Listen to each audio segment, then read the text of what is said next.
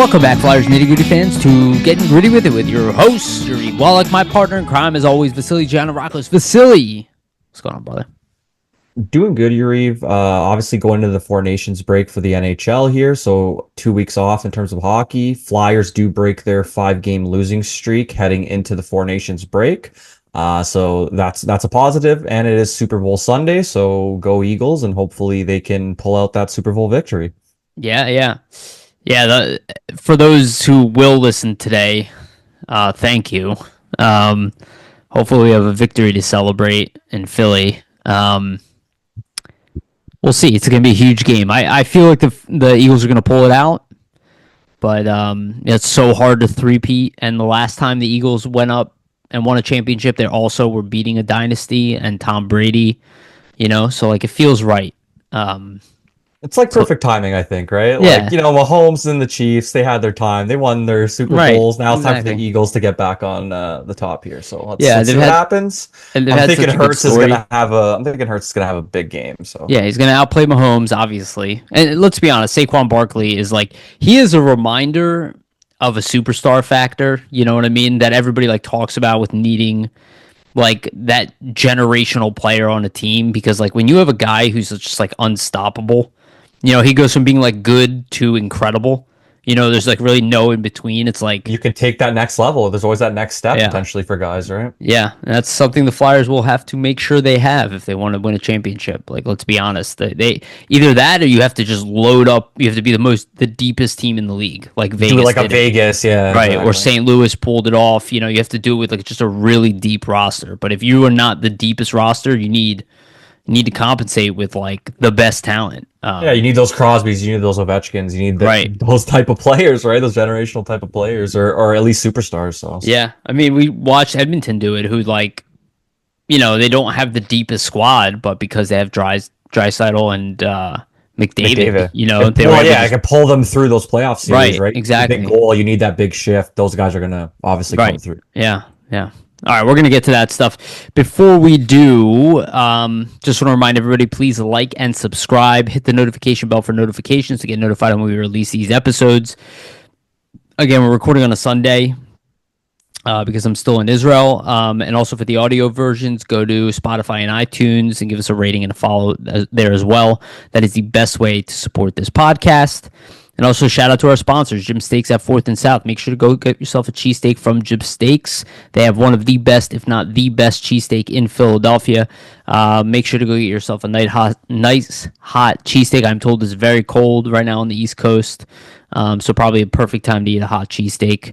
And also shout out to Summit Public Adjusters, 215-752-0560. Go to them for your insurance adjustment needs. They will help facilitate the process between you and your insurance companies. They will help make sure you get the best claim claim that you can, and pretty much deal with all of the headaches that come with dealing with insurance companies. So again, shout out to Summit Public Adjusters, 215-752-0560.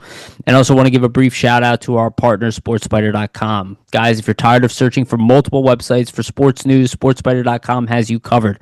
They collect the latest articles, videos, and podcasts from around the web and organize them by your favorite teams. If you want to stay as up to date on our Philadelphia Flyers or the NHL in general, make sure to check out SportsSpider.com. The link is in the description. All right. So we got a good amount of topics to talk about today. There's a lot of stuff kind of going around. Mostly to do with the team, but we're going to talk about some off-season stuff in here too, and some trade rumors in the second half. It's been a weird time with the Flyers right now. So just a quick news update. So as of today, or this morning, I guess, after the Flyers beat the Pittsburgh Penguins, Rodrigo Abels, Jacob Gauthier, and Emil Andre were all sent down to the Phantoms. Again, the Flyers have a 2-week break here. The Phantoms are playing. There's a good chance that Andre gets a call back up. The other two, not so sure, even though Abels put up an admirable performance. He looks pretty good, actually, and if the Flyers do move on from some pieces, I can see him kind of sticking it out with the Flyers as a depth forward for the remainder of the fourth season. line type of role, for sure. Yeah. So again, some moving parts going on. The Flyers have a lot of injuries right now. We know that Risto, Zamula, Tippett, Paling, they're like on the brink of coming back. We don't really know. Risto is probably going to be playing in the Four Nations. There was no announcement that he's going to miss it, so he's probably okay. Maybe even held off because of that tournament. I doubt it, but again, he's got some time here. But yeah, the 2 weeks off, like I guess, couldn't come at a better time for the Flyers just because they're so banged up right now. Yeah. They did pull off a win, but they didn't look good in that win. Was not my favorite performance by them. So the break comes right in time.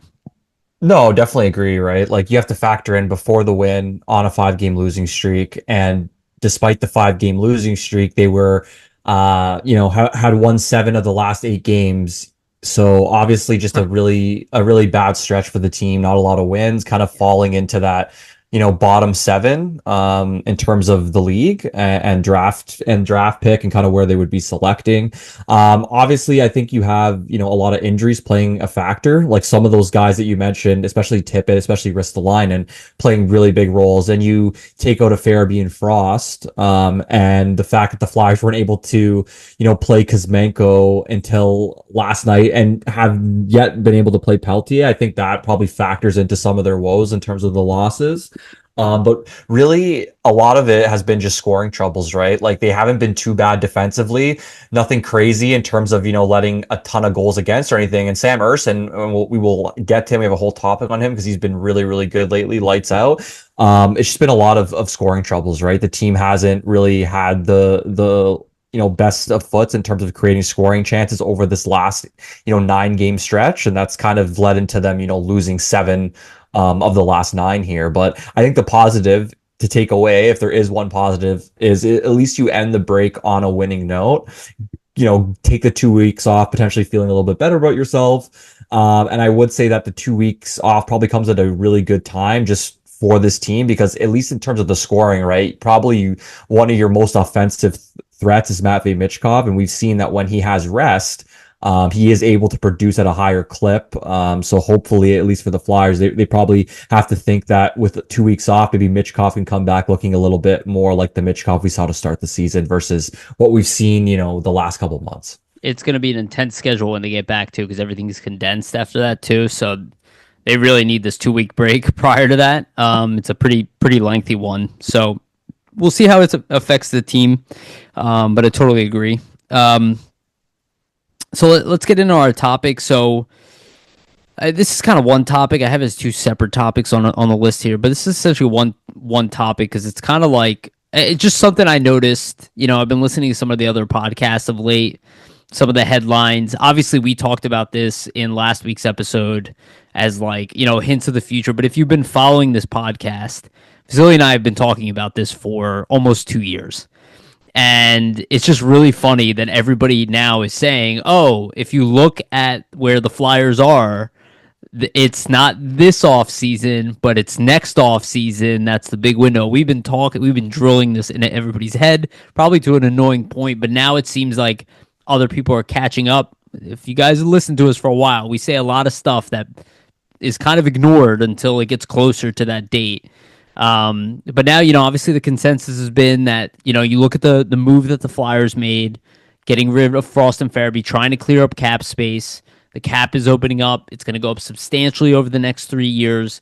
And now everybody's saying that, hey, it's a 2 year window, or it's about 2 years away from that big move. And we're going to talk about like a search for a number one center, but it seems like everybody's kind of aligning on, hey, it's clear that the moves the Flyers are making, that this offseason they're going to do some shopping. We kind of brought this up, like I think it was like 3 or 4 weeks ago now, where I was like, they cannot go into next season with the same roster anymore. Like something has to give. We both agreed on that. It looks like the Flyers were thinking the same thing, right? Like they didn't have to get rid of Farabee and Frost. They did it because they recognized the need for change and the need to open up the cap, and that they could not go into next season with the same roster. And that's what I was saying about Frost. I'm like, there's no way they want to give Frost that contract that he will ask for, right? So they have to move away from him. They probably were a little reluctant to throw in Farabee, but decided just like pull the cord and like let's get cap space in here. We have plenty of depth at wing. You and I have talked about that quite a bit, and it seems like everybody are kind of aligning that next season it's going to be like a little step forward, like half step forward, but then that following year should be like the watch out, right? And we talked about the draft picks. You and I have endlessly talked about this on what kind of offseason they're setting themselves up for and how that does open them up for the following year to be big game hunters, because they're getting all these picks all at once, right? It's like 3 years of drafting all at once. So it's going to be interesting. And I like that people are seeing what we've been talking about for so long because, again, just follow the money. Look at Puckpedia, follow the money. Yeah, I think it's clear that they're positioning themselves, especially now with the Farabee Frost trade, like maybe even accelerating to a point that these next two off seasons are going to be where the building phase essentially begins, right? Where the team is saying, hey, we need to subtract certain pieces. We've done our evaluation and we've figured out that though these two guys in Frost and Farabee, were decent additions, great guys in the locker room, they're just not fitting what we need to do to build this roster and get it to the next level and try to make it that contender, right? So I think now is essentially that window. Now you've seen Briere make that evaluation, make that determination, remove these guys. Okay, we remove these guys. Now it's time to add somebody into the mix to kind of fill the roster out and try to build it out from this point. I think that's what these next two off seasons point to, right? Like, firstly, you see the money removed with these two contracts, so that accelerates your ability to maybe add this off season. You have that dead money coming off the books these next two seasons simultaneously for a handful of players, which we've discussed in the past, Yariv. So obviously points to these upcoming off seasons as well in terms of the money, right? So I just think in terms of additions, it makes a lot of sense coming up here. The draft capital, we'll obviously see if they end up making all those draft picks or if it's used to potentially make a deal down the line or make a trade. I mean, to be honest, right? Like if you look at last week's broadcast, when the Flyers, who did they play last Saturday again? Let me see Islanders? here. I'm pulling it up here. It was the Avalanche, yeah. So actually, it was the Avalanche last Sunday. They lost that game, but this is the first time really that Danny Briere spoke after the trade. And we reported on it at Flyers Nitty Gritty, and I stated on Twitter, what Briere essentially stated. And Great catch. It was kind of hilarious that the broadcast missed it. Almost everybody missed it, but I had to double back and rewind my TV, and I was like, "Oh, did he actually say this?" Almost like a Freudian slip to a degree. But he literally said on the broadcast, what the cap flexibility could be used for, and he said to position ourselves better in the future, more cap flexibility to acquire the center that we're looking for. It just didn't make much sense for us to bypass this trade. But he said that directly on the broadcast. I assume he didn't mean to say that directly. Right. But like we said, it's a Freudian slip, and I think it's pretty obvious as to kind of where the team is looking for, right? You move out a center in Frost, you move out a winger in Farabee, you're clearing out money. You also have a lot of other money that will open up due to just, contracts coming off the books, dead money and space being freed up. So I think it's just a clear, inflection point for the Flyers rebuild here, where they're going to kind of be transitioning to, okay, that phase where you're accruing a ton of assets to actually using those assets to making moves, and now using that money that you freed up to also potentially either make signings or, accrue cap space coming in through trades. And then just one final thing I wanted to mention. This is from Elliot Friedman's 32 Thoughts. So he essentially stated this. He said Danny Briere was on the Philly broadcast, and he basically confirmed what everybody has said, is that they're clearing cap room and they're going big game hunting. Like they're really going to try something. What's interesting? I had a couple of guys tell me at the new cap numbers, there's going to be offer sheets in the summer. It worked for the Blues. They may not make the playoffs this year, but the Blues got two players who are really going to help them for a long time, and they think more teams are going to do this, and the Flyers have a lot of room. Now everybody has a bit more cap room, so I'm not sure if teams are going to be in a better chance to protect themselves against this. But I think Briere basically came out and said that the Flyers are going to be a team to watch. So even Friedman mentions, offer sheets as a potential. We know in the NHL that's not always a thing that happens, but we will see with more cap space, more flexibility. Maybe Briere is a guy, especially with all the draft picks, that won't be afraid to use an offer sheet as a tool if he sees a player that he covets. So Yeah, a lot of interesting things, right? yeah, dude, really well stated. And I'm just gonna read some names off here off Puckpedia, and these are RFAs. And one thing you have to remember with these lists that we look at now, one, it's way too early because a lot of these guys, I would argue, at least 80% of them are gonna be re-signed. Most So likely, yeah. yeah, so even though they look available now, they probably won't be. But it's Um, still fun to hypothesize and right. kind of throw some names out and see. Right. Well, also because you never know, so Yeah. we don't know the status, but the cap's going up.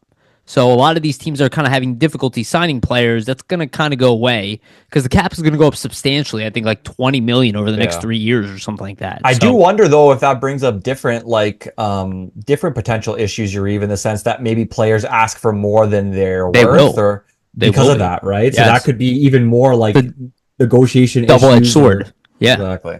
Yeah, no, great point to bring up. So I'm just going to name some names off here that let's just say the Flyers could potentially be open to. I'm gonna stick with forwards for now, but Gabe Vilardi is 25 years old. He's an RFA, right-handed center. He's got 51 points this year in 56 games, so he's gonna want big money.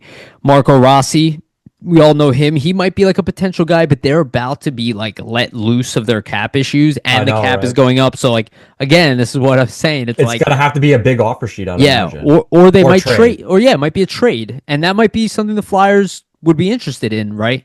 Wyatt Johnson, I think this is probably maybe the number one guy on the list here. He's only 21 years old. I'll be honest with you though, I can't see I it. Yeah. cannot see Dallas moving off of him. Well, just think about the cap space too Dallas is going to have going into the Right. offseason. They're going to have a lot. Duchesne is So a it's free just like agent. even if you tried to offer sheet him, I feel like that's one They where would Dallas match. no brainer. They're going to match it. Yeah, Yeah. and he's such a crucial part of their future. I can't see it happening. Uh, JJ Paterka, he's That's an interesting available. one. He's a winger, but big time goal scorer, scores a lot of goals. So Yeah, and Buffalo has a way of shooting themselves in the foot. Evan Bouchard, I'll mention him as a defenseman. I doubt he's going anywhere. Matthew Nyes, I don't think he's going anywhere either, but he's a winger. that is an interesting one just for the Leafs in the sense that like they have Marner coming up here that's going to be a UFA. So And let's say they do Tavares. sign, yeah, and Tavares. So let's say they want to sign either of those two guys. Maybe Nyes is a player they have to kind of part with, but we'll see what happens I, with the I Leafs. doubt they're going to move off for Nyes, but He's cost controlled, I'm right? going to talk So about the UFAs after this, and we'll go through them too because I think that's also important. I think they'll explore both options, and I'm not a big fan of RFA signings, but it seems more feasible now than ever. with the So I cap think space, yeah, yeah. so it has to be considered. Capo Caco is a restricted free agent. He's probably going to get re-signed. He seems like he's happy in Seattle, and they're happy with him. Simon Holmstrom is available. Matt Coronado. Alex Lafreniere, or I'm sorry, Laferriere, not Lafreniere. That'd be even more exciting. Laferriere is out there. Bowen Byram's an RFA. That's an interesting one. It's an interesting one because Dallas is pretty. That might be like a trade Yeah, potentially. for Uh, Buffalo, yeah. but we'll see. They just shoot themselves in the foot so often that I like can't. I can't be like that's impossible. Well, they traded Eichel, so I just think anybody could be on the table for them potentially, Right. right? Right. Ryan McLeod is going to be available. He's actually having a pretty good season. But again, these are not top line guys, I guess, with McLeod. Morgan Frost, who we know. Mason McTavish is that's a That's the big big one. one, yeah, for sure. I doubt they're gonna walk away from a guy like McTavish. No, but there has been rumors in terms of the Ducks. Another guy made a mention, not an RFA, but Zegras is his name has come up again, needing That potentially a change of that might be a scenery. trade with like Buffalo for that would Yeah, be like a smart move for Anaheim, to be like, well, we'll give you Zegras if you guys can't sign Byram, we'll throw a ton of money at Byram, yeah. and you guys can have Zegras, and maybe you can, maybe he'll work with Tage Thompson really well, Maybe the change of scenery works for him. Yeah, but Yeah, I do think for Zegras it is crazy. At least a guy like that, so much talent, had a couple really good seasons with Anaheim earlier in his career, but he's dropped off a cliff. So I'd imagine like he's probably just like waiting to get out of Anaheim at this point. yeah. Maybe he'll go play with Joel Farabee in Maybe. Calgary. I feel like Well, we are considerably less interested in him now because he's not a definitive center. Like he's now playing Yeah, and center and also he hasn't played well in Anaheim, so it's just like right. And I loved him in his draft year. so did I, but it's just a risk. Ever since he's been put on that EA Sports cover, it was like a curse. His career's kind of That's what you fallen get, off a dude. cliff a little bit. But That's I what you hope he, get. I hope he I know. gets back to, the prior production because he's such an exciting player to watch and seems like a nice kid. So Yeah. hopefully he can get that change of scenery and kind of get back to where he was. Yeah. Luke Hughes is an RFA, but let's be honest, he's not going Yeah, anywhere. he's getting signed. So Noah Cates is obviously on the list. Tyson Forrester, and again, this is what I talk about. That the Flyers are signing both these guys, right? So like and we're that's the same thing with speculating, these other teams, right? Like they're young players, right? similar young players. They're probably going to sign them, but at least with the cap space and kind of what's happening, especially with Broberg and what happened with Holloway last season in St. Louis, like it might be easier to potentially make these types of moves and actually get players of this nature. Not saying that it's likely to happen, but I think just with the cap flexibility, you never know. Yeah, and I'm sorting by points per game now just to see if there's any like, Outliers. yeah, Dmitry Vernarakov. Is he Voronkov. what? I actually don't know much about him, That's but for Columbus, right? Columbus, yeah, he's got Yeah. pretty damn good numbers actually. 19 goals in 47 games. He's been He's pretty good. 24. Him and Marchenko have had really good seasons for Columbus this Yeah, year. I can't see again. I can't see anybody really walking away from these guys. These are kind of like the future of your team. Yeah, So why would you get rid of Voronkov, I'm pretty sure it's a rookie year for him and he's kind of yeah, exploded a bit. So older rookie, but still very good rookie year for 24-year-old rookie. I mean, it's like a 25 to 30 goal pace over a yeah. season. So So how imagine how he's going to improve in the next couple right, seasons yeah, potentially. and So Jacob Peltier is actually one of the top point per game guys at his age group. He's tied with Tyson Forrester. yeah, he's actually had a pretty that's why I don't I don't get understand it either.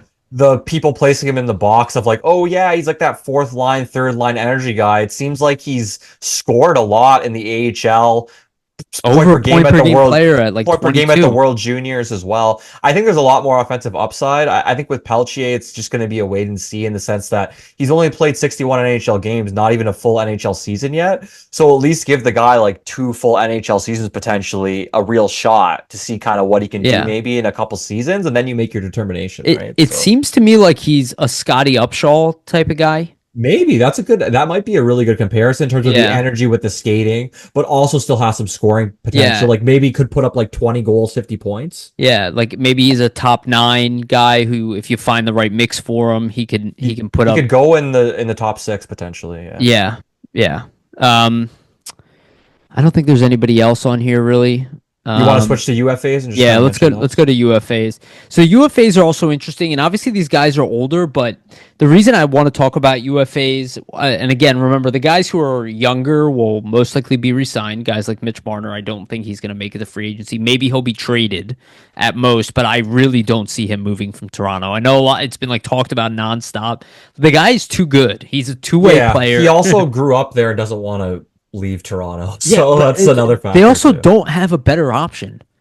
Yeah, Like I people mean, have to unless consider that. something, Like who is better unless out there for them? in terms of free agency, no, unless something comes up in like as a trade, It'd like have to be a trade. where you go like a Ranton and Nature situation because one guy's a UFA and you know you're not going to Right. sign him back, but that's going to have to materialize pretty quickly, like in the next like literally like 4 weeks here for And, the Leafs. but So they're not going to think about any of that till they're thinking championship, right? So they're not going yeah, to worry about exactly. trading Mitch Marner until most likely around the July time period when they're negotiating with him, right? Or like Well, pre-negotiation yeah, time. he's going to be a UFA, so it's going to have to be a decision quick, right? It's going to have to be like, oh, June, we're May. gonna trade you your rights now, or you're walking, Yeah. right? It's going to be So like right after the playoffs end. That'll be yeah, their window.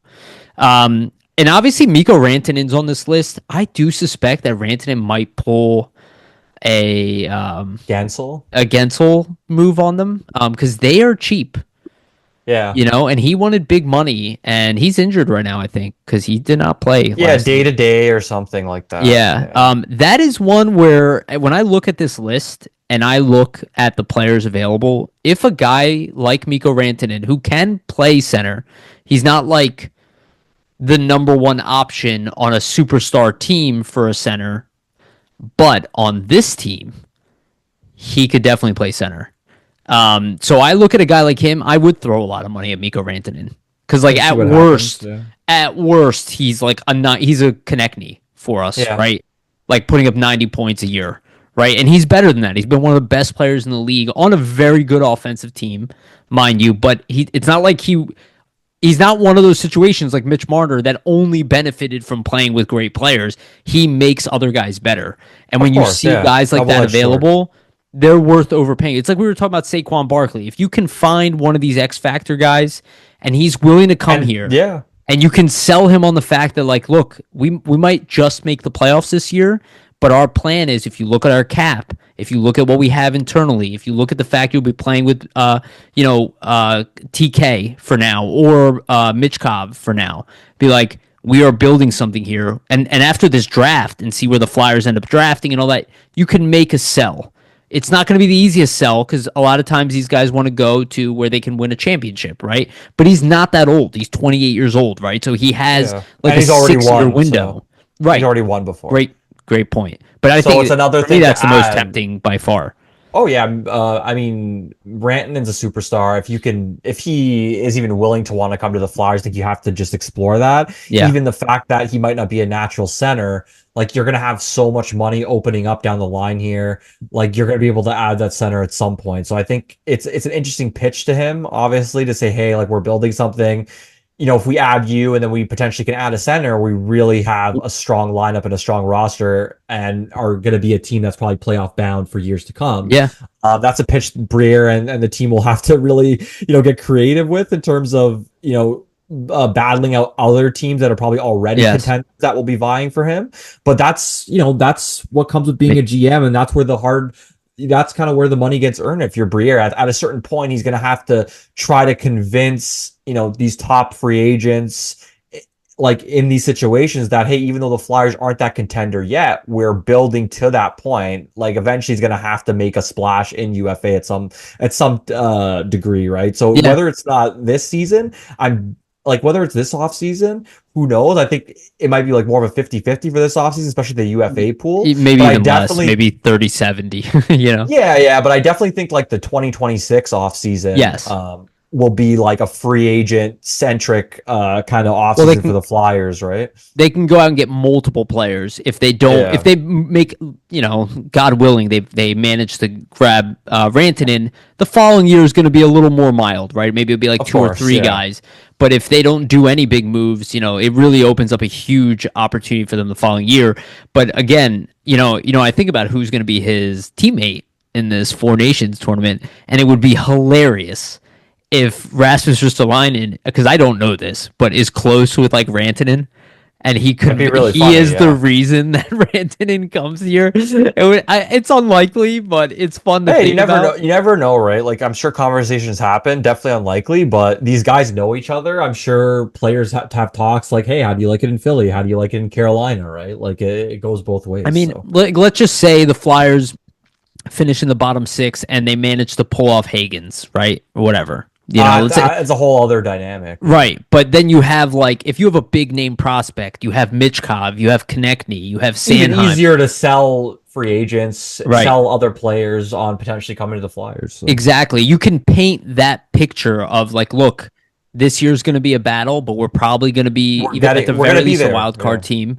And the following year, we have a lot of money, and we're Philly. We're not like middle of nowhere team. And if you come to this team, it's gonna be a lot easier for us to go get you help. You know what I Yeah. mean? Like you will be the cornerstone that now we can build around to add to the pieces we already have. And with That you and superstar Konechny, piece. yeah, I mean, if you have a top line, again, I'm just completely theorizing, a top line of like Tippett, Rantanen and TK, that is a sell for free agents, right? Yeah, of course. That's a tough line to defend also in terms of speed and just power. Yeah, From yes. from two big guys in Tippett and Rantanen. it probably wouldn't even be the line, but again, I'm just throwing shit at a wall here. Interesting. It's interesting. Yeah. Yeah. So other guys, and we'll go a little faster with these guys. So Matt Duchene, I don't think he would come here. He's 34 years old. I don't think he'd be willing to sign like a 1 year deal with a non-playoff team. So That's what it would have to be, right? Like a 1 year short term type of deal, I think, for him, a guy like that to come here. I So. think he's most likely going like maybe even a team like the Leafs, and sign cheap and be like, hey, I'm going for it. I Third got line center type thing. right. Yeah. Yeah, exactly. I got like a year or two left in my career or whatever, at least in the prime of my game. Man, that's crazy to think Matt Duchene's like coming up on the 34. end of his career. It's wild. He's younger than me. Remember him getting drafted watching it. Mikhail Granlund is out there. I can't see the Flyers going after him. He will probably get a nice contract though. My guess is like he's had a really good season in San Jose. I'm interested to see if they end up like where they end up trading him because I'm sure they will move on from him at the deadline. But they moved him already. Oh, did they really? To Dallas. Oh yeah, I forgot about that. Oh my god. Yeah. So he'll probably be a free agent. No, it was under the radar because all the other huge trades that happened.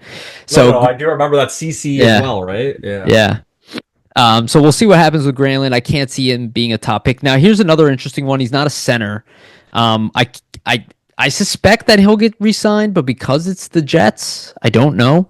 Nikolai Ehlers, who's a legit top 6 threat. See, that's an interesting one because the Jets, if you just have watched the Jets for years, like he's been a guy that they don't use like a top 6 forward, really. Like they'll play him on the third line, don't give him a ton of minutes, not really like top power play usage. So I wonder if just for him, if he's the guy thinking like, hey, let me get to a new situation so I can get this usage and show everybody that I can be that top 6 player. Because for some reason, I just don't know what it is. Like Winnipeg refuses to use him like in that type of role. Maybe they just have in the past and never worked out, but I don't know. He usually produces well, so it's strange. Yeah, and I think you can get him for under $8 million potentially. He makes 6 right now.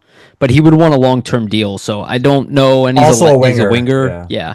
So John Tavares is an interesting one. I suspect he probably will be like Duchene, where he's looking for a championship. Maybe he even resigns with the Leafs for very cheap. He's definitely not getting anything close to $11 million, but he's probably going to get somewhere around 6.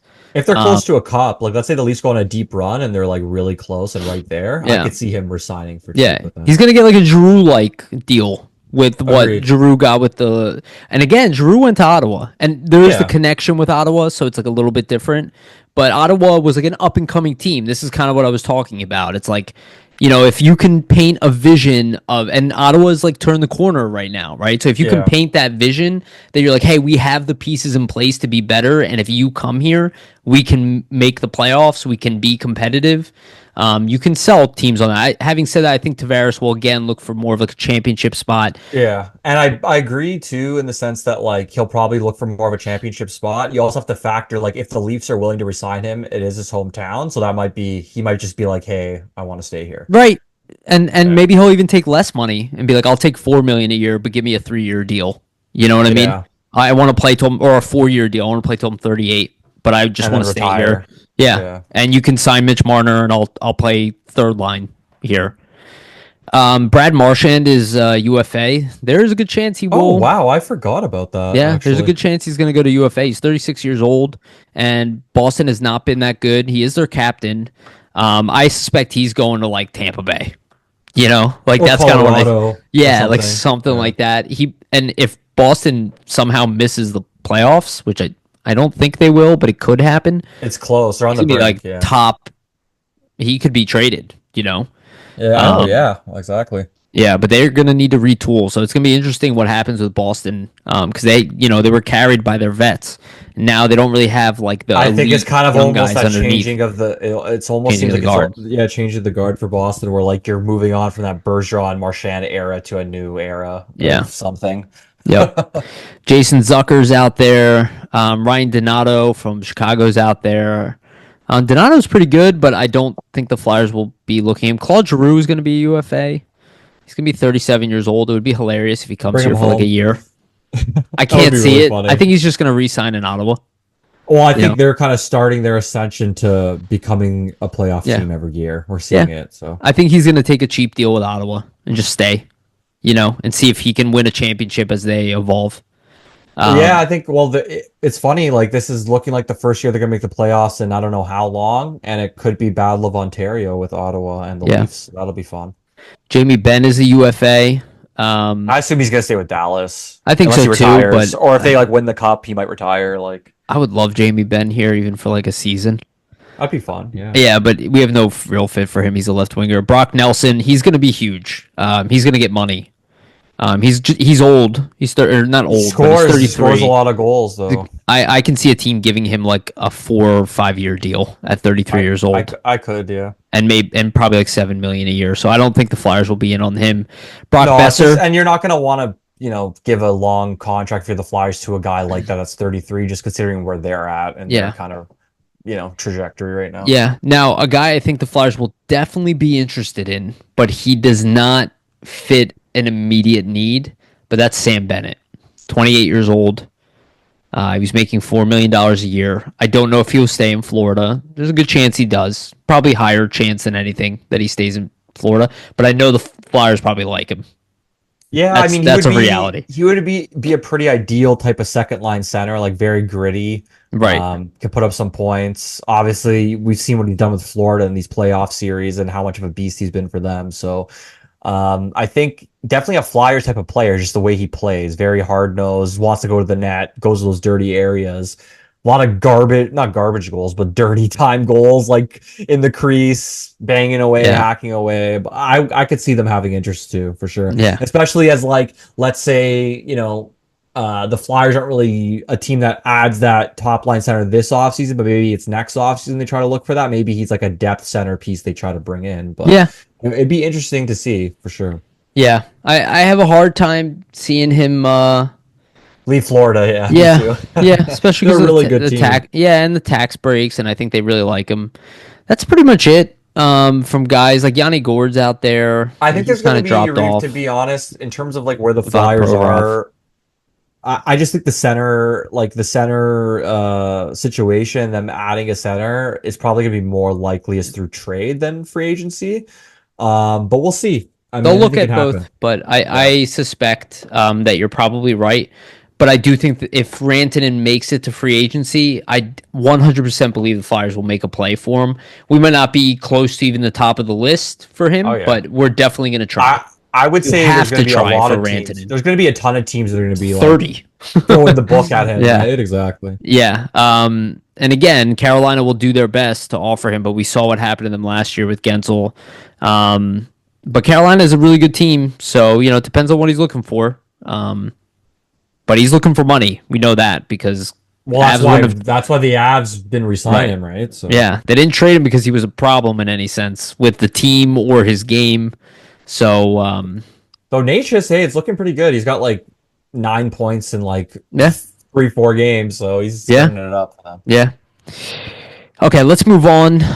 Even though that was very fun to talk about, let's talk about Michkov and Torts. So there was a press conference, and it just a couple little tidbits came out, and this was prior to the Pens game. There's like 2 games already, but Tortorella was asked. Who was it again that asked? Kimmelman, right? Adam Kimmelman. Yeah. Yeah, so he asked actually a great question, and he asked him about like my favorite part of the question was, I guess the question overall is like, do you see yourself in Michkov, right? Because they had that blowout.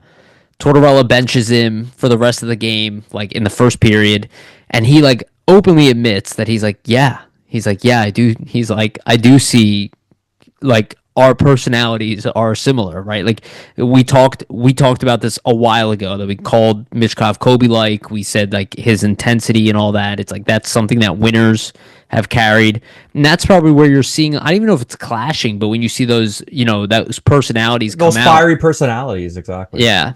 And then I love that he admitted that, in retrospect, maybe I should have played him in the third period, which was the icing on the cake, where we're all like, yo, why are you like benching him the whole game because of one mistake? But you know what I will say, to publicly acknowledge that on Tortorella's part, it is, showing his evolution here. Shows growth. Yeah, and it shows that he is much more malleable than people like advertise him as. And I'm sure he even said that to Michkov. Like if he said it to us, that was probably said to Michkov, right? Yeah. To some Well, degree or I hinted think at. it's just a moment in a sense that he probably realized, hey, maybe I'm even going too far. I think Right. it's something we need to realize that like Tortorella's evolved a lot as a coach. Like if you go back to his days in Tampa and New York, he would blow up all the time. Like imagine in those situations, let's say he would have like had a Michkov or would have had the situation. It would have been completely different. So I just think it shows how much that he's evolved over the years that he even realizes, hey, like everybody has those moments of like tension and those fiery moments. And those are things you can build off of. It's not always the best thing. And I think he even reflects and can realize that as a coach, I can handle things differently. I'm not always right. And I think it's really good to see him even say that, right? And I think it's a great thing for the team to see too, because even you think the players in the locker room don't see that he's out there in front of the media, going in front of them and even admitting his own faults and his own mistakes and saying, you know what, the way I did handle that interaction with that player, that was wrong. And I guarantee you players see that and they respect that. So Yeah. that's a really important thing. I do want to read the full quote, Yariv, just Yeah, so please. people have that. Good move. Essentially, this is what he stated. He said, when Tortorella was asked about the blow up with Michkov and the benching, he said he snapped back and do you appreciate that? He said I do, and then it's done with him. 10 minutes after that happened, I was done with it. I still think I need to go through the process. Quite honestly, if I had to do it again, I probably should have played him in the third period. If I had to do it again, I would have, but should have, could have, would have. I learned too. Emotion is a double-edged sword. It's a really good thing, but you make mistakes with it too. And I think we both live in that world. So what that quote for me really analyzes is what you said, Yariv, that him and Michkov, both really fiery guys, both can get emotional, but sometimes you can have the best conversations to bring out the best of each other when you have those confrontations and those conflicts, right? Like, work on what you both potentially need to and what you need to get out and what you might want Michkov to do and what, let's say, Michkov needs to understand from Tortorella. It's a two-way street in terms of the communication. And then you can move past it and become, Yeah. and it can become a better situation. Like look at Michkov's play after that situation. A couple games after has the best game of his career against Alex Ovechkin against the Caps. Not to say that that is a direct cause of that, but you have to look at that and say, hey, like they had that little spat, they kind of worked through it and look kind of what comes out of that. I think once again, we see another positive example of a benching or like, so a situation like that from Tortorella, in my opinion. And it once again shows that he knows that these things end up usually on the right side versus the wrong side, right? And the thing I will say, and I have noticed this about Michkov as the season has gone, he's been a lot better with the stick on puck, like defensively. Still Oh, not agreed. great or anything like that, but it's getting better. And I'm very curious to see how it evolves throughout the season and then definitely going into next season. So, like, Yeah. for all the crap that Tortorella and all of them are getting, like, if he can become a competent defensive player, that will make him such a threat in the NHL. Man, he had I can't remember if it was the Pittsburgh game or the Washington game, but he had a Datsuk like steal off Yeah. somebody I think where it he was picked, I think it was Washington. yeah, he pickpocketed someone and then made a play. And I'm like, it looks like Datsuk, Pavel Datsuk on the That's what ice. they Like, said. go, That is what Jim yeah, Jackson said. going behind somebody, stick lift, steal the puck, boom, make a pass. Like Yeah. that IQ, you can't teach that. Like to And be look, honest. he did it with Bobby Brink. I mean, Bobby Brink this year looks like a completely different And player we, two well, way than he did yeah, last we year. we mentioned that last week, right? Like how many times last season, and Yariv and I mentioned it because we thought that Brink's production was pretty good in a limited role last year. Like he had almost, I believe, what like close to 30 over point 20, pace. yeah, close to the 30-point pace, and he was like only played 50 or so games, and half those 50 games he was benched half the time in those games, to be Yeah. honest. Like there was multiple stretches last season where Bobby Brink would get sat down in a full third period or make one mistake and you wouldn't see him for the rest of the game, and look kind of what that evolved into for this season. Like obviously tough love for Brink. We don't like to see it in the moment, but it's turned out for the better in making him a better overall player. And I think ultimately that's what Tortorella is trying to do here with Michkov. We see the success rate with Brink. I just think because it's a guy like Brink, no one gave a shit. Right? Like, whereas with Michkov, he's a 7th overall pick. He's supposed to be the next superstar. So if he misses 1 second of ice time, people are like, have the binoculars out looking for him on Yeah. the bench to be like, where's this kid? Right? So, Yeah, absolutely. Yeah, and I guess that kind of leads to the next thing is like Michkov's production is, again, I think we brought this up already, but it's been like a little bit deceiving. Obviously, he had that big game against Washington, had 2 goals in that game. Very nice pass by Abels on the second one, and Michkov with the breakaway goal. And then, to to put on top of that, in the previous I have breaking news, Yariv, to cut you off here. okay. Breaking news from the Flyers PR staff. Rasmus Ristolainen will not be participating for Finland at the Four Nations Ooh, face-off as he continues to recover from there an goes upper body Rantanen. injury. Yeah. Yes. Oh man. Okay. Anyways, yeah, just to Probably for mention the that. best. For us at Yeah, least. I'd Sucks for him. assume it sucks for him. He probably wants to play, but I'd assume the Flyers are holding him out. Either it's getting a little bit more serious, or maybe they expect to trade after the Four Nations and kind of don't want to risk the health. So, Yeah, it's possible. Yeah. which So cost production? Sorry, yeah, Yuri. yeah, no, it's good. No, I'm glad you said something. Yeah, so Mishkov's production is a little bit deceiving. He obviously had a goal and an assist waved off in the previous games. Like he probably should have like 4 points in the past 6 games type of pace.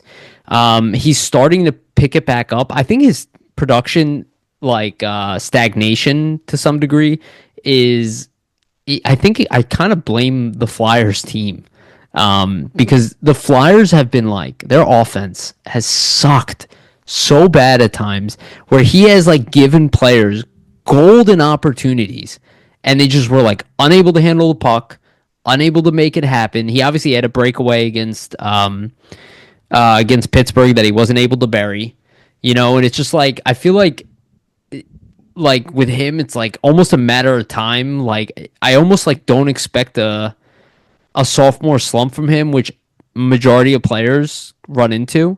That like I just look at his production. I'm like, it still doesn't really match. Then there's like the benchings with Tortorella, and it's like I feel like the point per game does not match Michkov's like actual impact.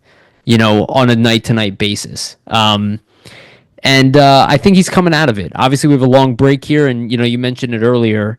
There's a good chance that he's going to kind of hit the ground running when he gets out because 2 week breaks can be really good for somebody like Michkov and something that Tortorella acknowledged publicly as well.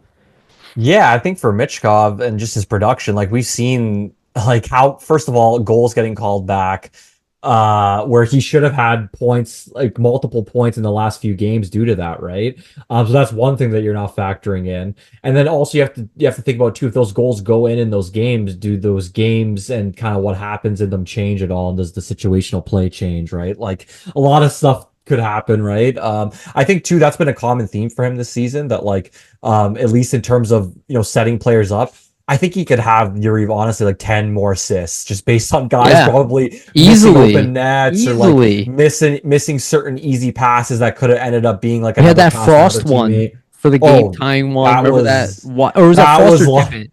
One of them, but It was one of them. I think it was Probably Tippett. both It was Tippett. throughout the It was time. Tippett. To be honest, it was it might have Tippett. been both at different times, but it was Tippett on that one specifically where like he had a wide open net Mitchkov set him up for and he completely just whiffed on it and like went through the crease and you're just like, oh my. There's a lot of that. There's a lot of that in Michkov this season.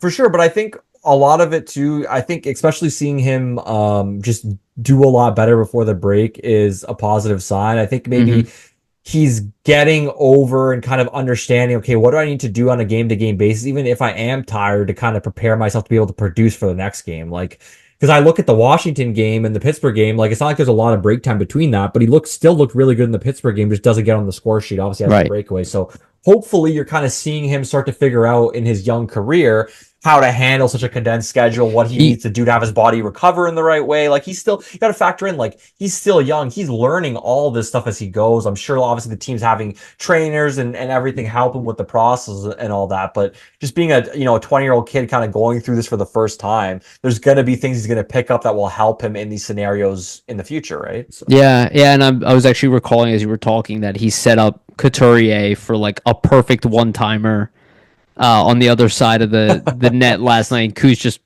shot the puck high and wide, and I'm just like, there have been so much of that this season where he makes some kind of amazing pass and whoever he's passing to is just completely shit the bed.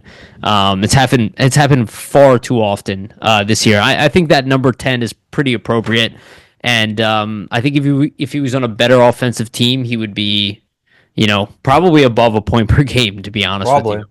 But it shows. I mean, that's again, he's a rookie. He can't carry a team. No rookie play. I mean, even Sidney Crosby, who's let's say the best player of the generation, right outside of McDavid, entering now, and I guess Ovi's in there too. But he couldn't have done that without like Mario Lemieux playing on his line rookie year. You know what I mean? Like Yeah, I mean, Lemieux knew that even coming of into course. Well, you got to think like he needed support. great players play off each other, no matter how great they are, right? Like Yeah. if you're a good player, you might be awesome, but put you with a guy that's just an equal level of talent as you, how much better is that going to make both of you We together, saw that right? with So G and who wasn't even a Voracek. rookie, Voracek, but Yager. Oh Even yeah, before exactly. that, right? Of course, When yeah, they yeah, yeah. brought in like just that big name guy who knew how to play with superstar players, right? Who he was at the, he actually like wasn't even close to the end as we see now, but like at the Yeah. time was like, okay, he's kind of like over the hill. Send him to the next Um, level almost. right, completely. You just like boom, he exploded, and then people were talking about him being a top 3 player in the league. Um, yeah, so it's disappointing that Michkov is not at the top of the Calder trophy race, but I think still he's gonna have time. I think he's gonna have a strong finish, just kind of based on what we've seen in the past when Yeah, he gets some rest. I'm also interested to see like maybe, Kuzi. yeah, Kuzi and him on the power play. If there's some sort of chemistry there, does that Power kind of play. end up in more of a hot streak, right, for them? So yeah, we don't even I, want to get into the power play on this episode. I It's I so will tough. say this. I want to divert a little bit to talk about that. I had a thought. I'm like, is there a world where Rocky Thompson becomes the coach of the Phantoms? Hmm. Is it a constant theme that when you have a really bad special teams unit on the Flyers, you just get removed from Read that and my become mind exactly. the Phantom's head coach? Uh, okay, my thing is I wouldn't be opposed to it And if you you're gonna. like the guy? To be honest, I wouldn't be opposed to a change with the Phantoms in terms of a head coach. 'Cause I just Right. think you need a new voice. It's been too long with LaPerriere as the coach.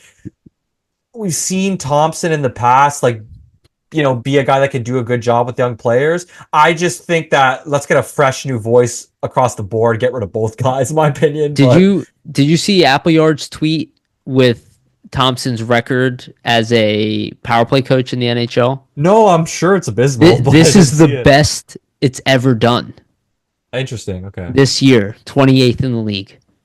Yeah, well, I mean, that's not surprising to me. Like they were last the last 3 Well, seasons, so yeah, and before that he coached San Jose and they and they were were at the also in bottom. the bottom. Yeah. And when they got rid of him, their power play improved.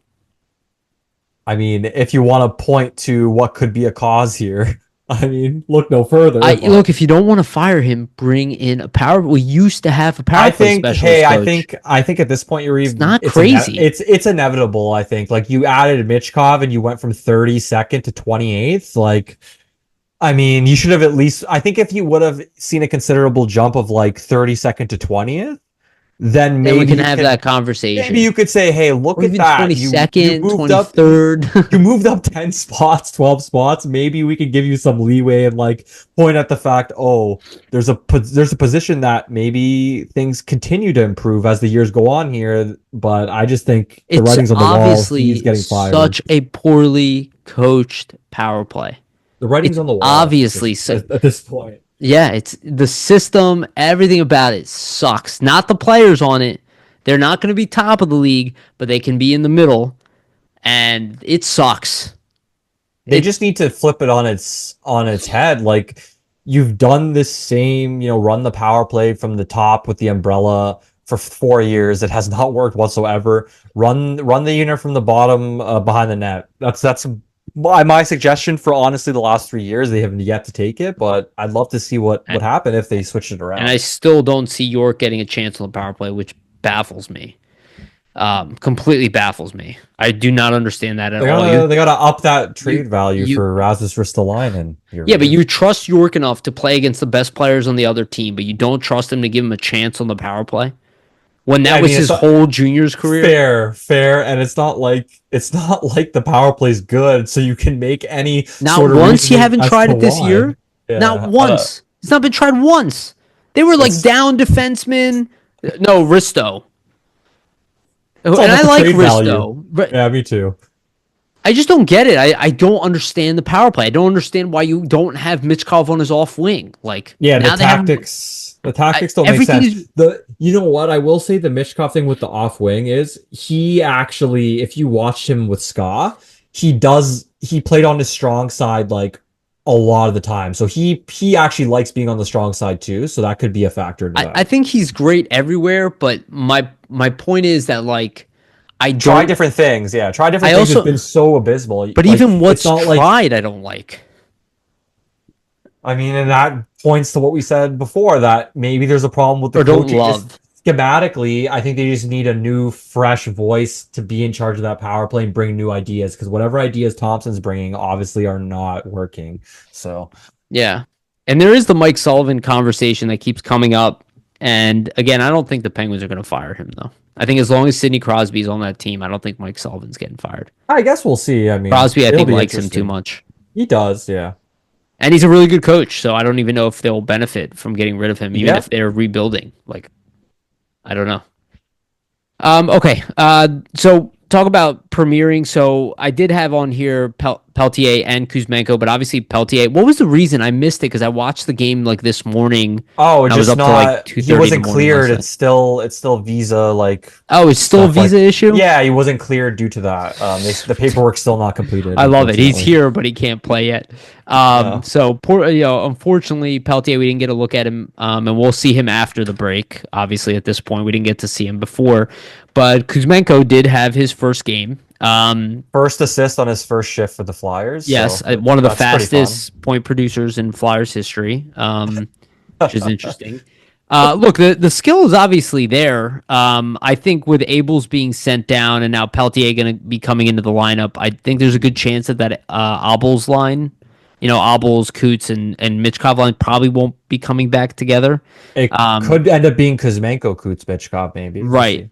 Though I do think they liked what they saw with Kuzmenko and TK, who also needs a left winger, and Tippett wasn't like the most ideal left winger for him. Yeah. And Ryan Paling is going to be back most likely on the other end. So I think we're going to see completely different lines in Probably, general. yeah. But they should try Kuzmenko and Michkov. They really should because Michkov has not had a left winger that fits with him either. And TK really hasn't had problem like producing points with anybody realistically. So I think we're just going to see a new thing. So, but it was nice to see him. Look, while I do still believe in Frost and Farabee, Kuzmenko is a more developed product. He has shortcomings to his game, as we all know, but he has a high upside, and we don't know exactly what's going to happen with him. We know the Flyers said that they wanted to take a look at him. They got their chance now, so I think they're going to be using him in top six role moving forward. I think Tortorella is going to be dealing with his shortcomings, and maybe they think that hey, we can risk the line in him. Maybe we can get him to move his feet more. Like from what I understand, that's his. I listened to an interview with Nasty Knuckles from I forget the name of the show, but it's the one that covers the Flames. And they were talking about it. Kuzmenko's biggest problem is that he doesn't keep his feet moving in the defensive zone, which is what drives coaches nuts. It will definitely drive Tortorella nuts. Having said that, maybe this is kind of his last chance to be an NHL guy if he really wants to be here because he can go get serious money in Russia. So if he can, kind of fit into the Flyers system here, there might be a spot for him. I don't know. But again, it gives the Flyers a benefit. Where on that left side, Farabee was struggling. Tippett was the only real guy, but he's not really a playmaker, where Kuzmenko is a playmaker. He's a goal scorer and a playmaker. So it's interesting because he's not like a speedster, and his pace might work well with a guy like Michkov right now, right? And with a guy like Couturier in the middle. So maybe that's the line that we're looking at coming back. And with Peltier, we don't really know yet how they view him, but we'll see. I guess when we get back here, because we know what the third line or whatever you want to call it is probably going to be, and it's going to be Forrester, Cates, and Brink. what's his name? And Brink, yeah. And then I assume Paling will go back. Will be playing with TK. I assume. Yeah, I mean, we'll see, right? I think the lines are up for interpretation. I could see probably like brand new lines, 2 weeks off. It's basically like, not to say a whole new season, but like you have 2 weeks off, you can kind of throw them in a blender and kind of see what happens. In terms of Kuzmenko's play, I like what I saw, right? Like you can see there's a lot of skill in his game. He did flash some of that skill, just some of the passes he was making. He made a really nice play in the third period to kind of take the puck almost himself and like create almost like a breakaway opportunity for himself. He wasn't really able to get a puck on that, but just showing some of his skill. On Lawton's first goal, like the initial goal a couple minutes in, he had a really nice play in his own end on the boards where he kind of made a slick little pass to Konechny to get the transition play started with Lawton and Konechny to kind of open up that opportunity and create that goal. So I'm just interested to see kind of what Kuzmenko can bring from here. Like, I think he adds a different level of skill. Like, I think Frost had a lot of skill in his game. We didn't always necessarily see it come out. I think Kuzmenko is very highly skilled, but you see the skill come out more in actual game situations. Whereas Frost, like, oh, everybody would talk about how in practices and stuff, this guy would try all these moves and all that, but he wouldn't always have it translate to the actual game and do these things in game. I think for Kuzmenko, you might see more of that. Like, you've seen him, almost score 40 goals at the NHL level before. So there's a possibility he can get back to that potentially. I think he realizes this is probably one of his last chances to show he can be like a top six player in the NHL and cement himself and, have a role on a team and actually be a guy they can rely on to produce in that role. And he probably understands that, hey, it's a great opportunity for him in Philly with, their superstar coming up, also potentially being Russian. This is maybe a place where he can fit in, right? So I think he realizes that. I thought it was interesting for the first practice that they had that he kind of stayed on the ice like over like 40 minutes after the practice and was kind of working on stuff. I just thought that was funny because people kind of were like, oh, that he might be a guy that kind of gets on bad nerves of coaches, but I think any coach would love to see a guy stay out after practice for 40 minutes and work on his game, right? So I thought that was hilarious because you kind of had him coming into Philly preface with that, oh no, maybe he's a guy that doesn't get along with coaches, and then first practice is out there for 50 minutes after the practice is over. Yeah. So I just thought that was hilarious, but we'll see for Kuzmenko. This is really going to be a tryout for him, right? I think if he shows chemistry with the team, is close to like maybe 20 points in like 27 games or something like that, like almost a point a game. I don't think it has to necessarily be a point a game, but if he shows production, shows chemistry with some players like Konechny, Michkov, some of the higher level players that are going to be here long term, I could totally see the Flyers re-signing him, to be honest, because who else do they have in the pipeline, first of all, that can potentially be on his talent level? There's not that many guys. And also you have to factor in, if you let him go, are you now going to be looking in free agency for another guy with similar talent level that you're going to bring in anyways? So yeah, if he works, why not, right? Yeah, and Kuzmenko might be open to a 1-year deal too, which is kind of, with the older guys, is what the Bet on Flyers yourself. Yeah, unless a guy is like, a clear cut, we must have this guy, he's mostly getting a very short-term contract. Maybe 1-2 years at most. And that's what I mean. Imagine you could sign him to a 1-year deal and he has like a 30-goal season. That's great value for you if you're the Flyers. And then you can make your decision on him again down the line next year. So, or trade him at the trade deadline. Exactly. Another asset you just created for yourself that could have high value. So yeah. I mean, again, a guy who comes in his rookie year, and I think he was 26 at the time, and scored 39 goals. Yeah, it's you got to pay attention to it. Even he has a tendency to be like, when I'm a new arrival, I tend to score half a goal a game. He did that with Calgary, right? I think he had 14 goals in 29 games or something. So he has that history of being really good when he shows up. So can't be fooled by that either. And we see the Flyers, like, they are strict with the defensive part of the game. So we'll see what happens. So let's talk a little bit about Sam Ersson. Right now, Sam Ersson is playing the way that we thought he was going to play coming into this year. He looked amazing in preseason.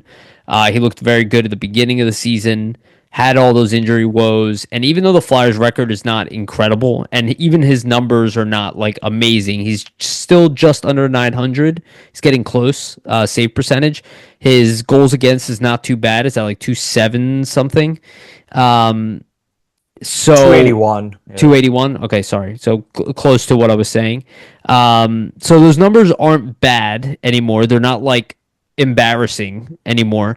But the way he has looked, and you look at the games that he has put up, he is easily playing probably the best hockey of his career. Maybe at least equal to the best hockey of his career.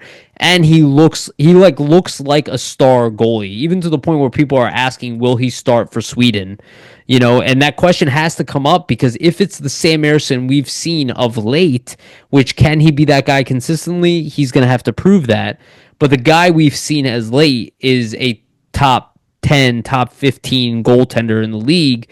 The key with being a great player, though, is consistency, and he has not been able to show that quite yet. That he can be that guy on a nightly basis. He's had flashes, and that makes you more of like a 1B type of guy, right? Like your 25s to 30s, your 20 to 30 goaltenders in the league when it comes to starters.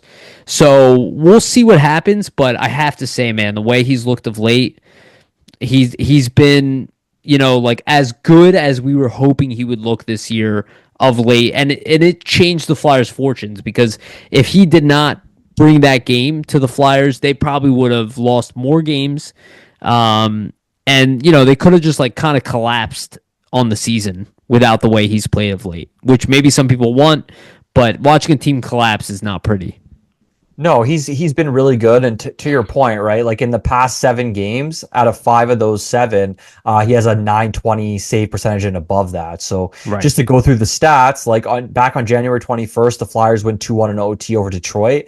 He has a 964 save percentage. You go to the next game, the 23rd of January against New York, the Flyers lose 6-1. It's a stinker. His save percentage is 861. You go to the next game on the 27th of January against the Devils, he gets a 4-2 win against the Devils, 939 save percentage. Then you go back and play the Devils on the 29th. They lose 5-0, 750. So you see a little bit of inconsistency there where you have like a 960 save percentage, go to a 860, then a 939, go to a 750. But since we've entered February, so against Colorado, he had a 938 save percentage in the 2-0 loss. In the loss to Utah, 929 save percentage. And last night had a 939 save percentage. So a lot more consistency in his game in the last 7. Like you see the save percentage is climbing up. And a lot of those games, the Flyers did not play really well. And he kind of got hung out to dry. Yeah. Especially the New Jersey game, like the Rangers game that they got blown out in both those games. Like he didn't really have any support or much help. So that's kind of why the numbers look like shit. But those other games, like where they were close, like even that Colorado loss, the Utah loss, like that Utah game without him, they wouldn't have been anywhere close to even overtime. That was right? a like monster's 42, performance. 42 saves on that in that game. Even last night against Pittsburgh, like there was a point where I think in the first period, Pittsburgh was out shooting them like 14-1 or 14-3 or something like that. Like they were not getting play. They were not playing very well to start the game yesterday evening, and somehow you kind of eased into it, I guess, over the second period and kind of got their legs under them. But in a lot of these stretches recently, Ersson's really kind of kept the team in it and kind of kept them close in games. So you have to hope this is kind of the start of a period where he maybe does show more of that consistency heading into next season. It's kind of a terrible time for them to go on a break here because you're seeing them get into this groove and they have to go into this break, and you hope he can come out of it and kind of get back to the same level of play. So well, he's still going to be playing potentially. Well, yeah, Four Nations, we'll see. So maybe he can kind of keep it rolling in the Four Nations if he does play. It'll be interesting to see if they play him, though, because if you look at the other goalie options, he might be the best option right now just in terms of the way he is playing and how hot he has been. So I wonder if Sweden does end up starting him just based on his recent play and, the fact that his save percentage has been so high here. It would also be nice to see him playing on a good team. And see what he can do in front of that, like with that Sweden team in front of him. Agreed. Yeah, because he might surprise a lot of people around the NHL who don't really follow the Flyers and kind of just look at his numbers. I would imagine too, Yariv, it'll be a big confidence builder for him if they do give him the nod in the tournament and he plays some strong games, right? Because you just got to think young goaltender on a national stage, almost kind of proving himself. That would kind of be almost a coming out party for him nationally. Who are their goaltenders now? I know Markstrom's injured, right? So that's who he's replacing. It's I believe Philip Gustafson is the other goalie, and I think he might end up taking precedence just thinking about how good Minnesota is and how well he's played. Like he might be the Vezina winner this season, to be honest. Yeah. So, but again, it's going to be a short tournament, so if you have kind of a bad game, you're probably getting pulled, and the other guy's going in. So.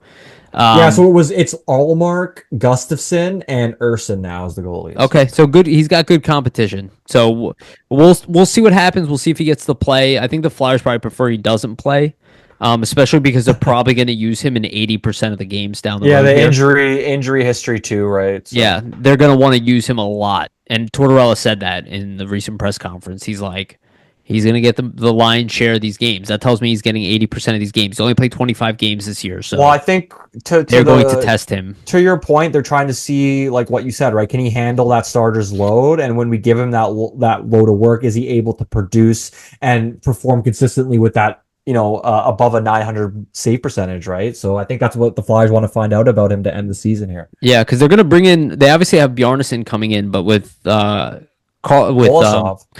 They have Kolosov. They're going to have Bjarnason. Fedotov is most likely will not be here beyond that 1 year, right? They're probably going to bring him back. Of course. But there's a real chance that they're going to be looking to add another goaltender of some sort, probably a more veteran goaltender. When Fedotov is on his way out, that's also part of that big transition. So again, we talk about 1 more year. You look at the contracts and the buyouts and all that stuff. They really set this up to be like this 2-year window right now is going to be like shifting, changing, cap management, and then the window opens for them. So, okay, I want to bring up this one topic before we take a quick break. Actually, you know what? Let's take a quick break now, and then I'll bring up the topic. And this was like kind of a thought that I had, but I just want to remind everyone, please like and subscribe. Hit the notification bell for notifications. Get notified on when we release our episodes. And for the audio version, go to Spotify and iTunes. Give us a follow and a rating there as well. If you can, that is the best way to support us. Please do that if you made it this far through the podcast, and you have not done that so far. Okay, so I was thinking about Sean Couturier because he's not playing amazing. He's not playing poorly. He's had some ups and some downs this year. And I was thinking about the fact that, a lot of times we get a little overzealous with recovering from injuries, especially the type of injury he had, where it was multiple back surgeries. Is there a world, and I wanted this is more like maybe a question for you, is there a world where maybe we're just being a little overzealous that he would recover as quick as we thought? Maybe he needs 2 years to recover from something that he went through. And can we see a better Sean Couturier? Maybe never to the point that he was again, but can we see a better Sean Couturier? Because I know I've been seeing people online, you got to get rid of Coots or whatever. He's going to hurt this team from rebuilding, which I don't believe in any of that stuff. But we do need him to be a very good third line center in the future, with the contract that he has. And I think he can play a third line role even now the way that he's playing. But do you think there's more to Coots? Can we expect another good off season for him, a healthy off season? Maybe he adjusts his training, maybe he adjusts some of the stuff he's doing to compensate for getting older and having to slightly change his game. Just because he can't do exactly what he was doing back in the day with a combination of the injuries and his age. Do you think that there's that guy that maybe he is like a 20 goal, 30-point player who can shut down teams? Is that still in the cards for him? Because he hasn't necessarily been playing that way or being used that way as well. I do definitely think it's a possibility. You have to think with these guys, he's still very highly skilled. I believe Couturier is only 32 years old at this point. He's going to be turning Something 33. like that. Yeah. So there's still some years left.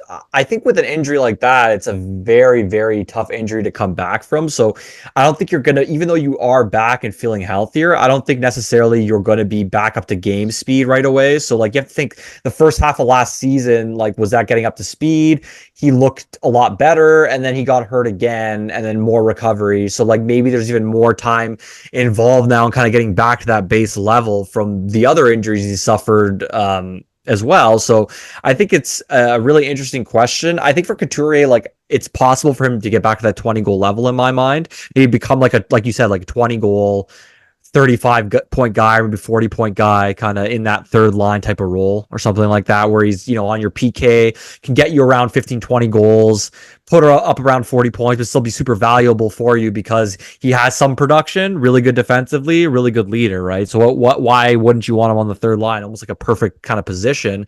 I look at a guy like Matt Duchene, actually. And he hasn't had a lot of injuries or anything, but I just look at his stretch. He's 34 years old right now. Yep. Duchene, a little bit. He had a stretch with Nashville, right? Where he played for Nashville, 66 games for them, 42 points, 13 goals. Had the next season with them, 34 games, 13 points in 34 games. Then really rebounded the season after that with Nashville and got 43 goals, and then goes to Dallas and has had 20 goals the last 3 seasons. So there's been situations where you see guys that produce previously in their career, maybe have a little bit of a lull for whatever reason and come back and have strong production. So I think I don't know if Couturier will ever be that 30 goal guy again, but I think I could see him hitting 20 goals again in his career. I mean, look at him this season. Like, what does he have right now in terms of goals? 9 or 10, something like that. 10 goals. I mean, he still might get around 15, 20. Like, I think he could get around 20 for sure. He's got 8 goals, 17 assists, 25 points in 54 games. So he's slightly under half a point a game. I could see and him. we need him at like a .55. Yeah, I Points think per game, 0.6. I think the ideal is if you can get him back to being a 50 point player for what you pay him, that's the ideal. I think he's going to end up being more like a 40 point guy, in my opinion, as the contract ages and he gets a little bit older, because he's 32 right now as well. But if you have him producing for you like 40, 45 points and it's 15, 20 goals a year, like I said, it's not the worst thing. So Yeah, because he might not finish out that contract. He might get bought out like when he hits 35 or something like that. Especially with the cap going up the way it is, and all of a sudden the buyout becomes like, $2.5 million a year. It becomes a lot more tolerable. I hope that doesn't happen. Right? Like the way he was before the injuries, it's like he's a guy who can play third line center for you until he's 38 years old. You know what I mean? Of course. So even if you gave him that big contract, he always has value. Like a Jordan Staal, you always bring up Staal, right? It's like that's what I'm hoping he can get to again, is be half a point a game guy and really be able to play against the best players and, put up 20 goals a year and just be a backbone defensively. I don't think he's done that enough this year. And I'm wondering if that's what I was talking about, changing the way he trains, trying to get a little faster, maybe lose a little bit of weight. Even though I think that's what he was mentioning. He mentioned that this offseason, actually, that compared to last season, he came back from the initial injuries more bulky and with more weight on him. Apparently this season he came in a lot leaner and did lose weight to get faster. So I wonder if he sees that and is like, I need to get even more faster with how the league is going, right? So it's possible. Yeah. We'll see. We'll see what he can do, but I still have not given up on Sean Couturier. I typically don't give up on any players, but especially when he's ours, you root for the best, and I just wonder if we're being a little overzealous when we want a guy to come back and be like, all right, it's been time, you're good, but maybe his body's not ready where we thought it was, or those injuries might just take a certain toll where you kind of eventually can't get back to that spot. It just is what it is, right? Yeah. Two back surgeries are tough. So yeah, exactly. And we see the reality of that. So the other topic we had here, so there's a trade rumor going around. This is one that's been kind of existed for the past 3 years already, but Scott Laughton's name's been thrown around heavily. Anthony DeMarco had a tweet earlier today that his name has been thrown out there, and the two teams that have been named as very interested in him. We know one has been very interested in him a while, and that's the Maple Leafs. The other is the Winnipeg Jets. I do think this is the right time to trade Scott Laughton. I think you give his A to Travis Sanheim.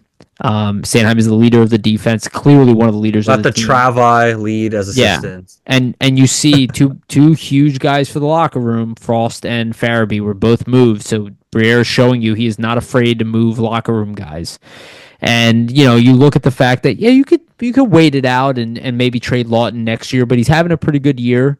11 goals this season. More than Couturier. Yeah, he's got 26 points in 54 games. So again, he's in that 35, 40 point range. Same thing he's always producing. He's still the guy that teams would covet. He still has another year on his deal, and he's at a very affordable price, so his value is there. It's not just the rental. Right. You can probably get a second round pick and a good prospect for him, I think, which might sound high to a lot of people, but again, this is how the Flyers covet him. So, or maybe it's a late first, and that's all you get. Yeah, so one guy you read, which is a lot. Apparently that has been thrown out there in rumors that the Flyers have been scouting from the Leafs is Fraser Minton. Okay. He was, a guy that produced a lot in the OHL, I believe. So that would be kind of what you just mentioned, right? Like a guy who was a late first round pick potentially, and like a second round pick. So yeah, he put up some high numbers with Kamloops, like a couple over 50 point seasons, I believe. Typical kind of production for a late first round pick, or not late first round pick. He actually was a second round pick. That's my mistake.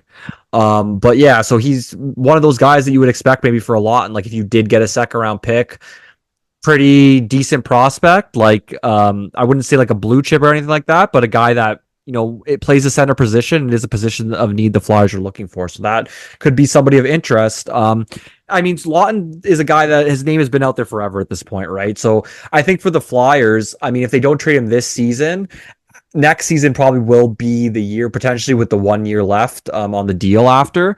I do wonder, if you trade him this season, though, him not being a rental, does that increase the value perhaps? Because he gets to keep him for another run. Exactly, right? On a $3 million deal, which is that's not what I much. mean. That's what I mean. With the cap going up, it's going to be a steal. So I wonder now if the Flyers try to cash in on that value, just knowing that, hey, if we wait on this, there's always the potential that, Lawton is a guy in his 30s at this point. There's always the potential that he could drop off.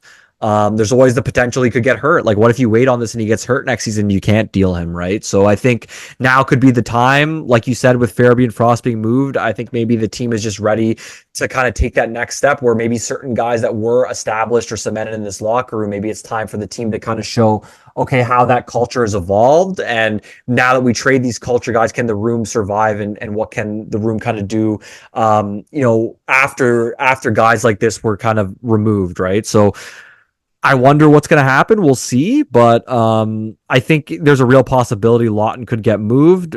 I do preface, though, that I don't think the Flyers will move him unless it's an overpayment. I don't know what that is from their standards, but sure. I think teams will have to overpay, right? It's probably a guy like Minton in a second is like that high ask. Or if you're not going to get Minton, then it's give me the first. Give me the late first round pick. Yeah. I don't think they're going to move him for like a third rounder or something like that. That I can't see happening. I think they'd rather just hold on, even let him walk, to be honest with you. If like the return is something that they could get, another way, they're not going to move him. But I think there will be a market for him, because of his price tag, because of course he can put up, and again, he's putting up 35, 40 points on the Flyers. How can he produce on a better team, with a more defined role where here he's kind of bouncing around left and right, different positions all the time. It's exactly.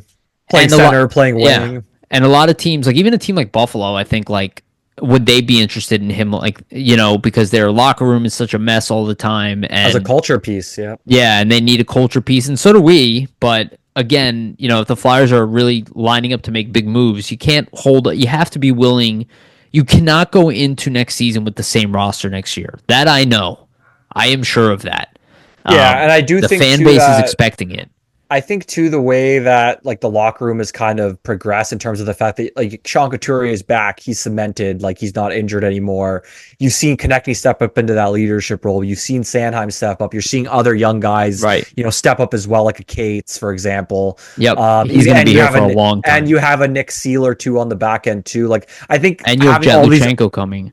Yeah, I think you have all these other guys too that have shown to be good locker room guys as well, where maybe the team is okay, now we can remove a lot and feel better about it. Whereas before, I think they were maybe a little bit more hesitant because the room still did not come together yet. So they kind of wanted to ensure, hey, it's the only guy with an A. That's what I mean. Let's make sure our culture is set and in order before we take a guy who's so important to it away, right? Yeah. Because you don't want to do it too early and then kind of have it spiral into what it was beforehand. So yes. So we'll see. We'll see what happens with Lawton, but it's an interesting rumor. The window is over the next 24 months or less, maybe 20 months or whatever to move him. And there's an option that he retires a Flyer too. But I think the Flyers I think they are shopping him. I think this rumor is accurate. I think they are having heavy conversations and ones that have been going on for a considerable amount of time, just like the Frost trade, right? They've been talking to teams about Lawton for a while now. So now are they ready to take the return that teams are willing to move on from? If not, again, if you're not getting what you want in return, you really don't lose much by holding on to him. I know a lot of people just want trades for trade's sake. It's if the return is a third round picks are nice, but they're not game breakers. It might not be worth it. And that's what I will say to kind of end this topic off, Yariv, is one thing to note, right, with the Danny Briere regime, it is a complete complete 180 in terms of what Chuck Fletcher and his regime was doing. You would see them constantly lose out in terms of the return and take less value back on guys that you thought could have more value. I would argue that Danny Briere is the complete opposite of that. We can see that it, at least to my viewpoint, it seems like Briere is trying to maximize each asset, maximize the value, and try to get back, high end value for what he's trading for those players in terms of what they're worth versus sell low, right? Yeah. So it's, at least to me, it seems like he's trying to maximize value most of the Yeah. time, if possible, unless it's like a guy like a Farabee where they kind of just wanted to get rid of the contract at that Right. point. Yeah. I agree. So the other thing, and again, maybe that's, you talk about big game hunting, that 3 million could come in handy as well. Oh yeah. So, another thing I was thinking about, and this I kind of just made up as a topic, and, people are always complaining that the Flyers are not defining their rebuild or whatever they are. They very much are. I don't know what people are talking about. And I was thinking about the fact, like, they have not added a single player. Like, Jacob Pelletier was waived earlier. They did not take a flyer on him, right? They brought him over as, like, they might not even resign Jacob Pelletier, right? Like, that might end up being what happens in the end. I think they will, but, like, they have not added to this team. It was just Eric Johnson. That's it. Like, Well, that everything just else shows was to me a that just shows swap. to it just shows to me that they want to take this season as another year to evaluate a lot of these young guys, really make sure that they know what certain guys are before they move away from them. And then now that you have space, that you have moved on from other guys, you could potentially open up maybe younger prospects you want to get a look at, or you might be able to add guys as we've been talking about for the whole episode, right? Like either free Yeah. agency trades or do other things like that. So But they obviously have been holding back. There's no way that there have been guys that the Flyers are not interested in adding, and they just, like, are not doing it. They're not yeah. adding anybody. They literally are just like, nope, this is our roster. We want to evaluate these young guys, and then we'll wait once the cap space opens up. That's kind of going to be their time. We kind of have pointed to that, Yeah. right? And well, that's an insane mindset if you're trying to make the playoffs. Like, people Of have to course, understand yeah. that. If you're actually trying to make the playoffs and you're not taking a flyer on any other team, you are not trading any picks away, you are not picking up any waiver claims, you Yeah. don't care about players being available, you literally are going, nope, this is our team, we're evaluating them. It just shows and the we're mindset. shedding.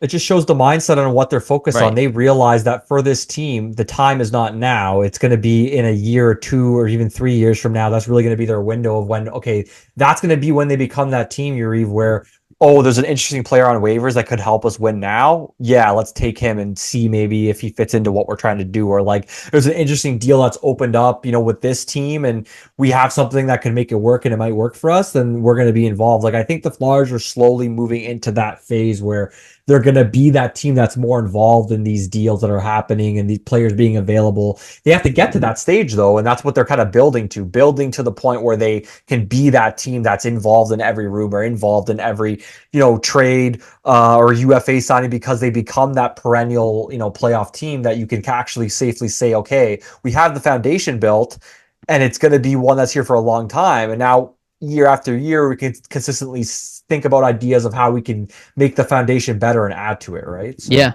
And I was thinking about this too, right? So with that mindset, if like we were talking about Rantanen, like, if you can't get the guy that you have, they're probably not really going to do much.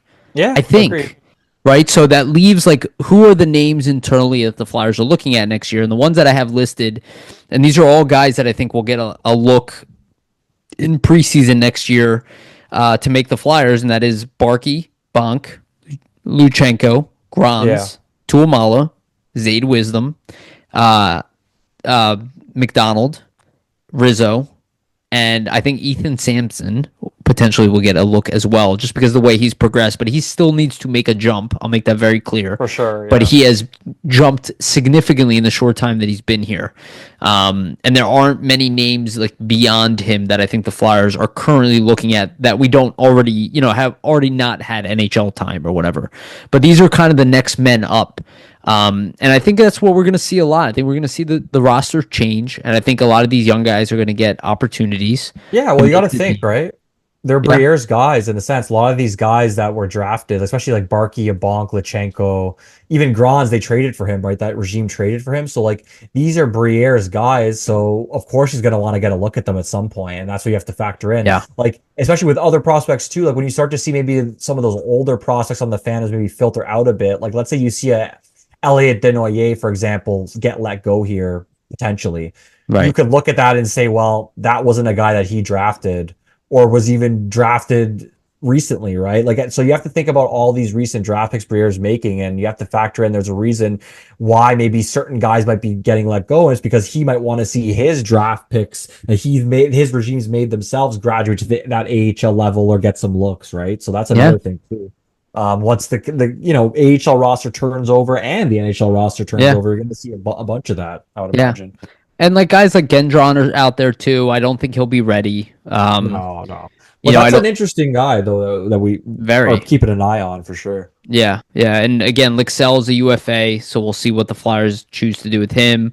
Like Rhett Gardner's might move on after this year too. There aren't really like a bunch of names. Even on the backside, like Spencer Gill's not going to be ready to come over. So it's like, they don't have a ton of young guys and they're going to want to get a look at them, especially if they're holding back from making moves. But I think Barkey is a dark horse. Bonk is a dark horse to make the team. Luchenko is the most likely. Um, yeah.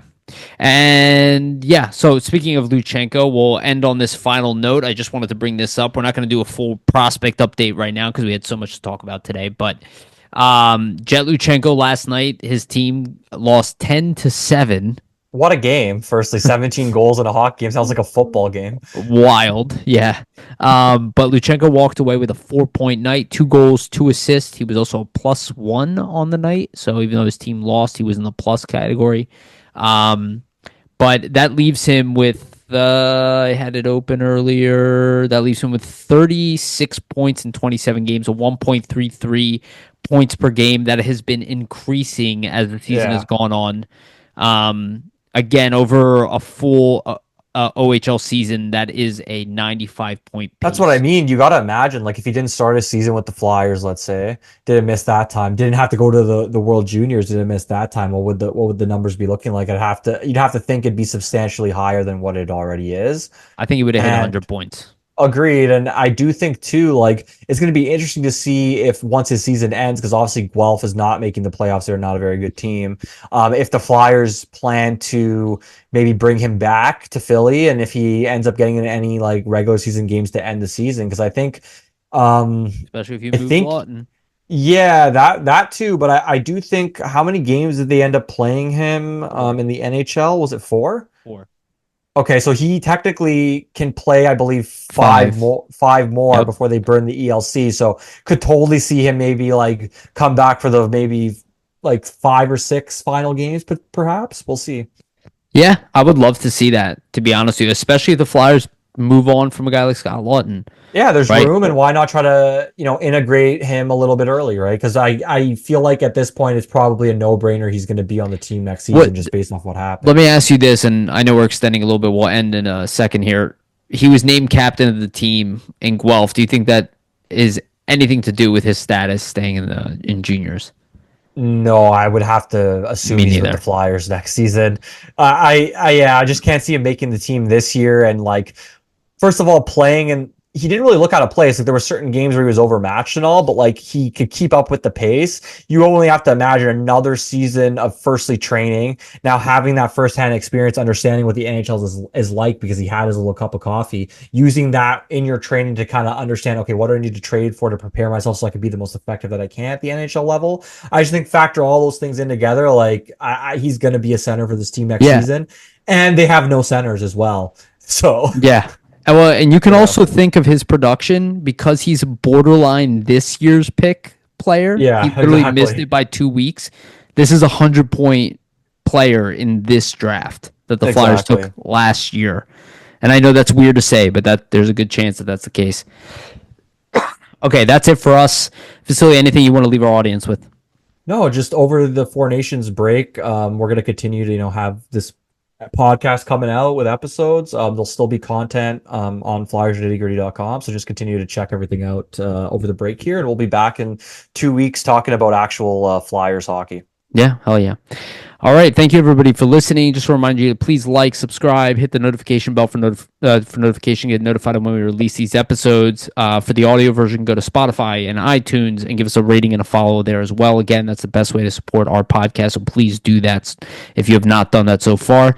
Also, shout out to Jim Steaks at 4th and South. Make sure to go get yourself a cheesesteak from Jim's. They have one of the best, if not the best, cheesesteak in Philadelphia.